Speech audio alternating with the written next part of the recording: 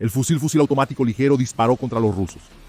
Cada vez que se apretó el gatillo, el rifle lanzó contra los enemigos el mensaje de que de ahí no pasarían. Los brasileños defendiendo la trinchera estaban enfocados en sobrevivir y en cumplir sus misiones.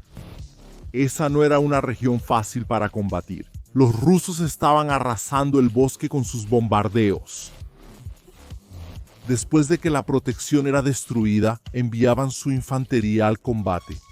En medio de todo eso, la compañía Charlie, comandada por brasileños, se mantenía resistente ante la amenaza.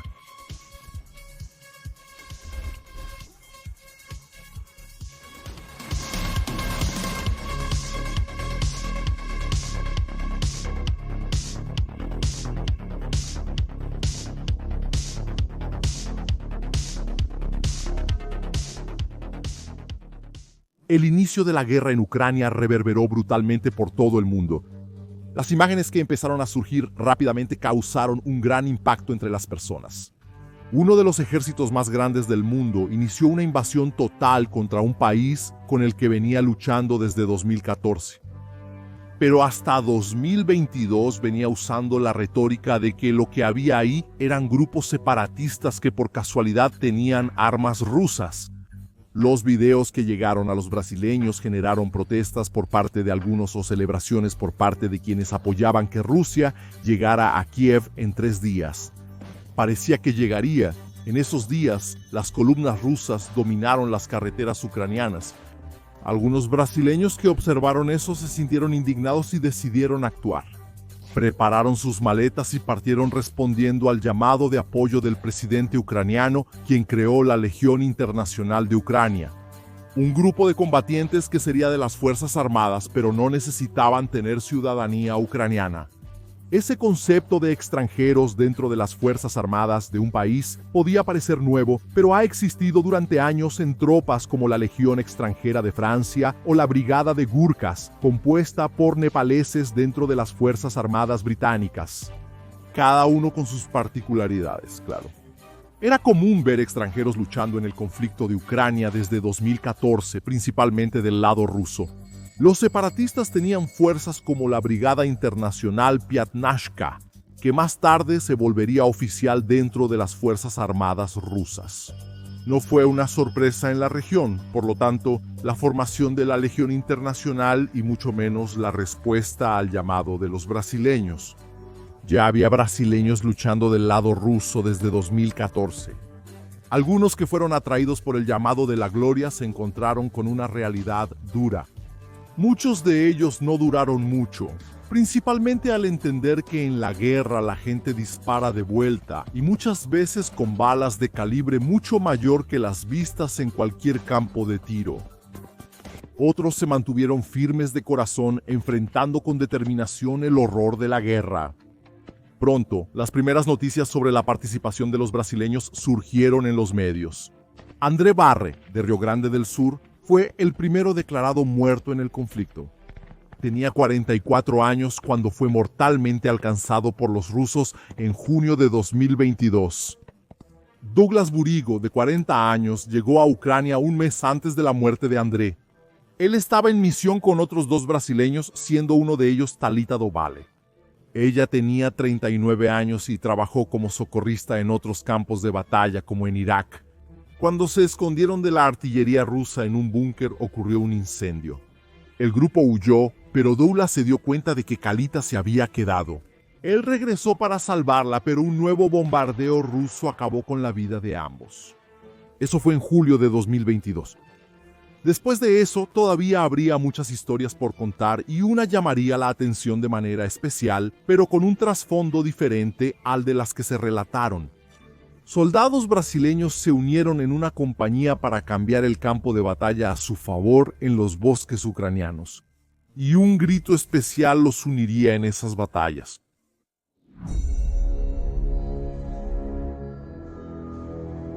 Igor Gómez se presentó al Batallón de Defensa Territorial 204 de Ucrania para luchar en el frente de Bakhmut.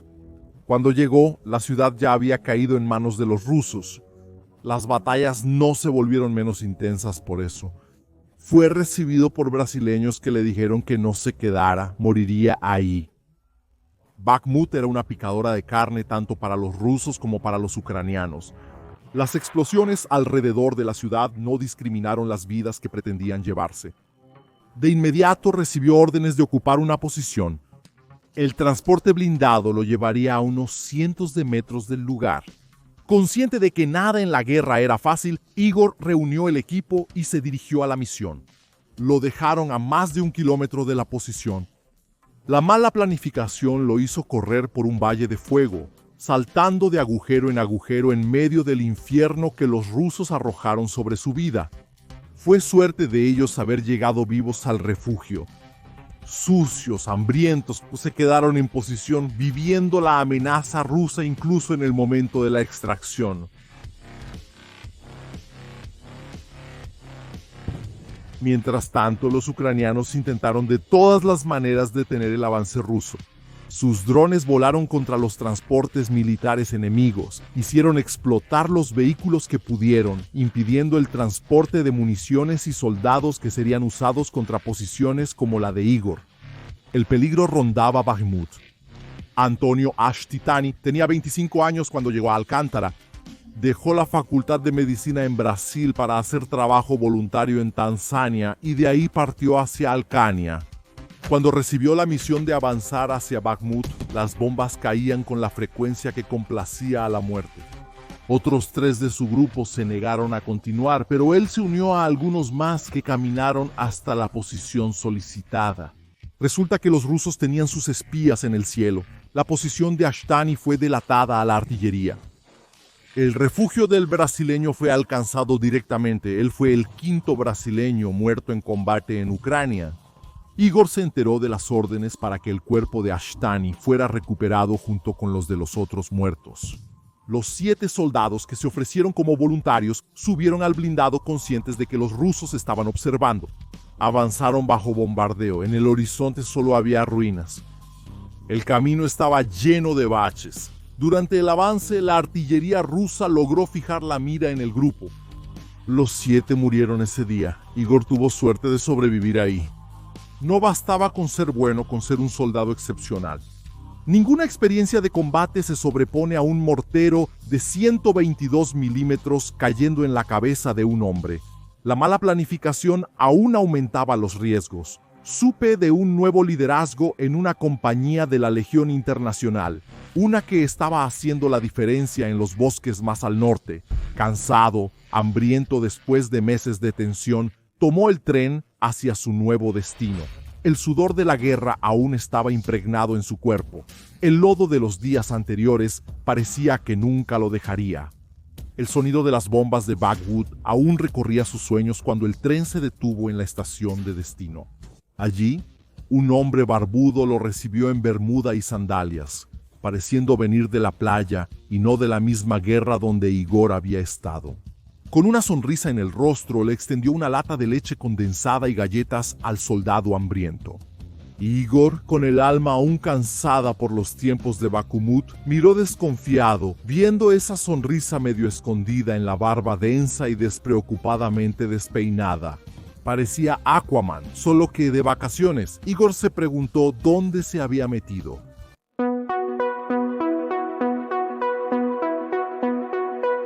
Al principio, Igor no hizo muchas preguntas porque tenía mucha hambre.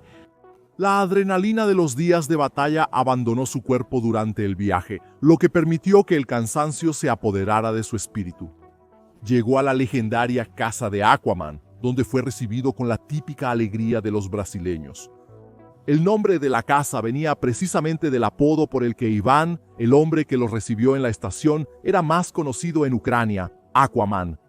Además de Iván, había otros soldados provenientes de varias partes de Brasil y algunos de otras naciones. Igor ya notó en esas miradas que había algo diferente en ese batallón, pero esperó para confirmarlo. Iván Kruger recibió a sus nuevos soldados con satisfacción. Se alegró de tener a un soldado como Igor en la compañía Charlie, un brasileño más que se sumaría al equipo que él estaba transformando en una nueva fuerza en los bosques de Lima. Exmilitar del ejército brasileño, él llegó a Ucrania con ideales firmes para participar en la guerra. Él sabía que la pura ambición o el dinero no sostienen el corazón del hombre frente al bombardeo ruso. Cuando se unió a la compañía Charlie, había poco que elogiar. El grupo no tenía un liderazgo organizado.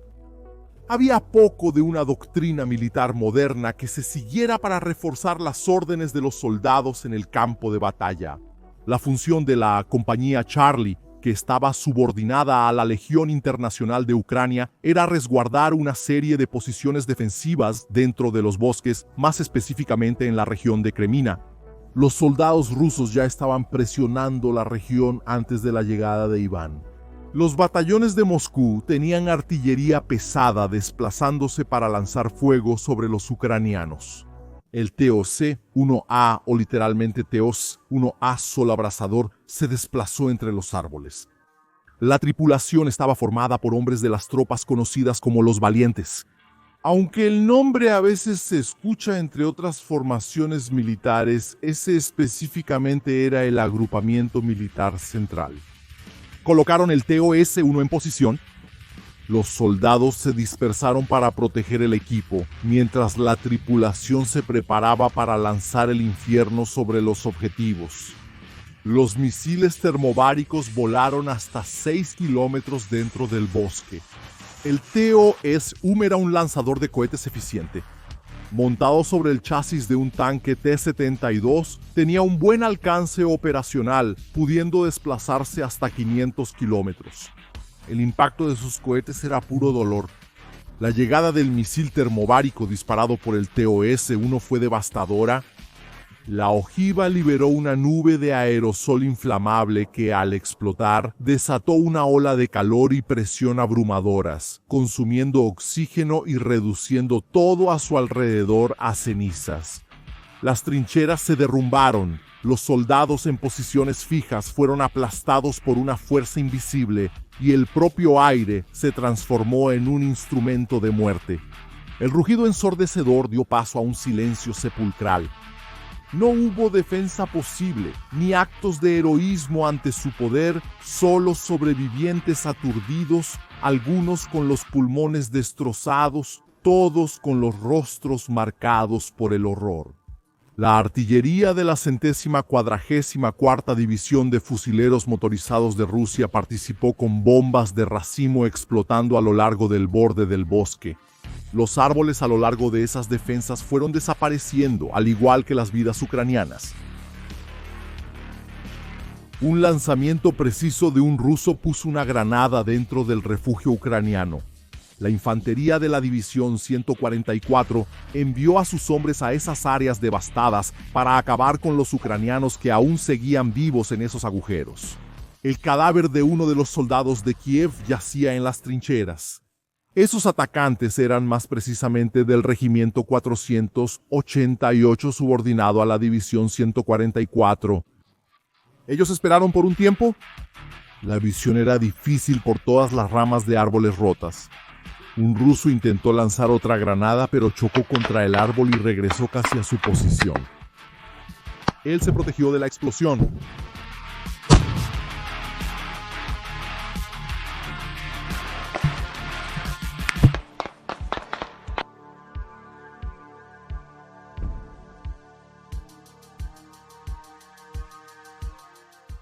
Su compañero tuvo más suerte y lanzó el explosivo justo frente al refugio enemigo. Los soldados rusos prepararon sus rifles, pero no podían ver a los ucranianos. Otra granada voló hasta aterrizar en la trinchera enemiga. El dron avisó que no había movimiento, lo que llevó a uno de los soldados a avanzar con paso decidido.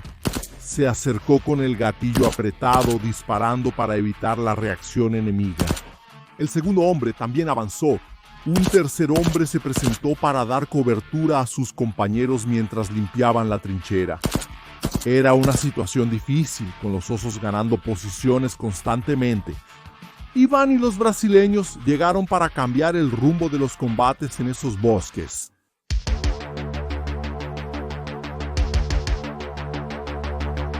Los ucranianos eran buenos en lo que hacían.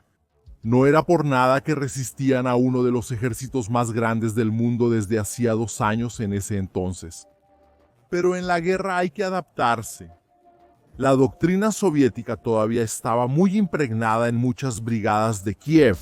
En la Legión Internacional había una diversidad de individuos tan grande que permitía intentar algunas cosas nuevas, incluso con brasileños lo suficientemente locos como para atreverse incluso bajo la tormenta rusa.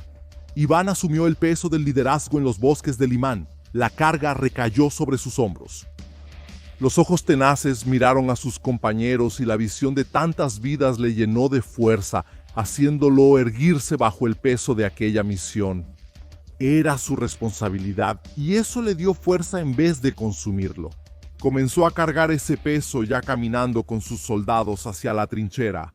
La línea de defensa tenía diferentes posiciones e Iván le dio nombre a cada una y dividió al equipo. Uno de sus primeros pasos fue confiar y transmitir confianza. Le dio responsabilidad a cada soldado. Hombres como Capoeira, Trauma, Periquito, Barba, Pitbull, Braddock e Igor estaban ahí conscientes de lo que era la guerra. No había uno entre ellos que estuviera jugando a ser soldado. Nadie estaba ahí sin saber los motivos, sin saber qué hacer. El briefing era transmitido por la voz imponente para oídos atentos que entendían la importancia de cada orden en su propia vida y en la de los demás. Ese grupo era confiable.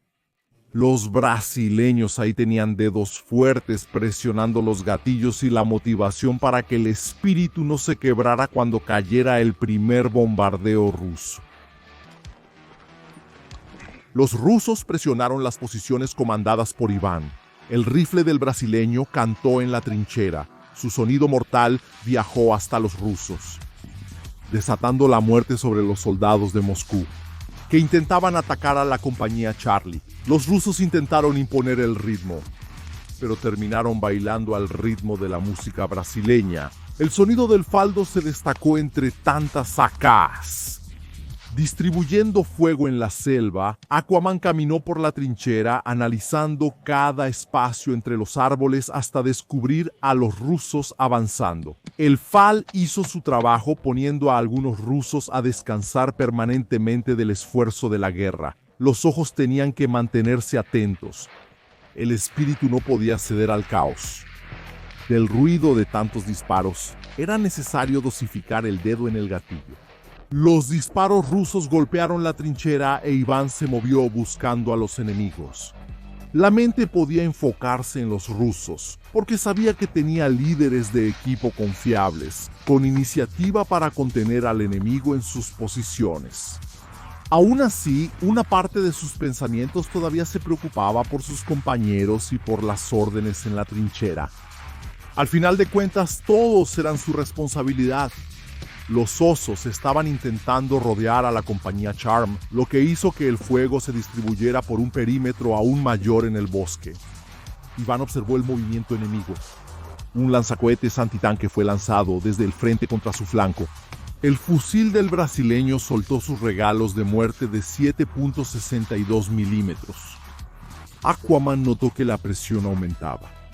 Corrió para activar la trampa de explosivos que habían preparado antes del ataque. El ruido resonó afuera. Satisfecho, volvió al tiroteo. A Fau no le gustaba quedarse quieto. Necesitaba cantar algunas canciones violentas de Minar para hacer dormir a algunos rusos. Algunos enemigos estaban arrastrándose entre los árboles al frente. Los ojos agudos lo notaron. El dedo paciente se movió. El proyectil voló, se dispararon más tiros mientras duró el ataque ruso. Iván se movió en la posición, mejorando su visión y al mismo tiempo dejando de ser un blanco fácil. El fusil estaba caliente, haciendo su ruido mientras todavía había rastro de algún ruso moviéndose.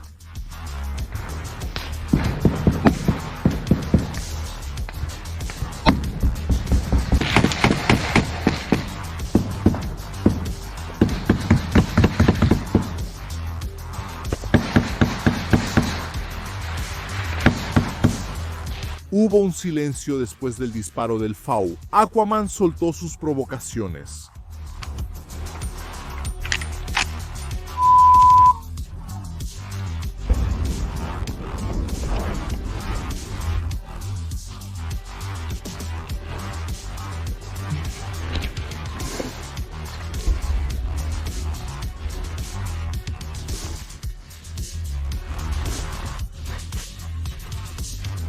La fiesta estuvo buena ese día, pero él llamó al problema y le respondieron. Un tanque de Moscú se acercó, probablemente de uno de los regimientos de tanques que operaban en la región, como el 26º o el 59 grados. El cañón disparó los proyectiles en medio de los árboles. Las explosiones rompieron los troncos. La arena se levantaba con cada impacto. Las ramas volaron por el aire. Las esquirlas giraron al azar, golpeando a los más desafortunados que estaban al frente. Hasta los corazones más valientes temblaron ante las explosiones. Iván miró a Pitbull, otro de los brasileños, y vio al joven con los ojos muy abiertos. Sus años en las Fuerzas Armadas de Brasil no lo prepararon para ese horror. Aquaman se rió en medio de una explosión que hizo que el humo los envolviera por completo. La carcajada hizo que los hombres miraran. Entonces, en medio del horror, uno de ellos miró seriamente a Iván y dijo: «Mira, tienes que dejar de meterte en estos líos, viejo». Cubiertos de polvo, sangrando, otros medio sordos por el ruido de las explosiones, todos los brasileños entendieron la referencia. Iván se rió, miró hacia el bosque y gritó: «¡Esparta!». Los rusos escucharon y se dieron cuenta de que sus cañones no habían quebrado el espíritu de la compañía Charlie. Iván los lideró a la victoria por un día más, sabiendo que ningún líder gana sin soldados competentes y valientes. Ellos cargaron con la carga y caminaron juntos hacia la gloria.